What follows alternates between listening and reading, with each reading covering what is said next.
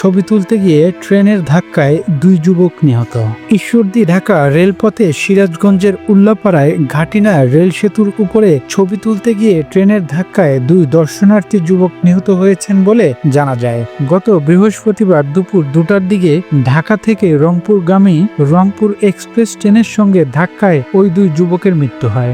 নিহতরা হলেন সিরাজগঞ্জ জেলার বেলকুচি উপজেলার দেলুয়া গ্রামের আব্দুল লতিফের ছেলে আলিফ সানি ও একই উপজেলার ধুকুরিয়া বেড়া গ্রামের আক্তার হোসেনের ছেলে ফয়সাল। তারা দুজন সম্পর্কে খালাতো ভাই।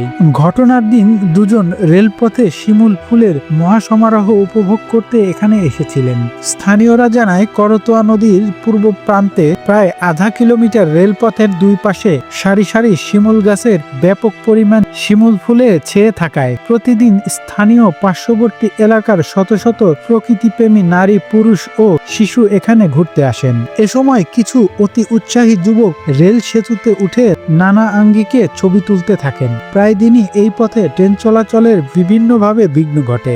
এছাড়াও গত বুধবার 11 মার্চ বিকেলে একাধিক যুবক ব্রিজে উঠে ছবি তোলার সময় ঢাকা থেকে রাজশাহীগামী সিল্ক সিটি আন্তনগর ট্রেন অনেক দূর থেকে হুইসেল বাজিয়ে সেতু অতিক্রম করতে গেলে মারাত্মকভাবে ঝুঁকিতে পড়ে 2 যুবক। এ সময় রেল সেতুর মাঝখানে দাঁড়ানোর স্থান থেকে হাত ধরে টেনে নেওয়ায় অল্পের জন্য মৃত্যুর হাত থেকে রক্ষা পায় ওই 2 যুবক। এই দৃশ্যের ভিডিওটি বুধবার সন্ধ্যা থেকে সামাজিক যোগাযোগ মাধ্যমে ভাইরাল।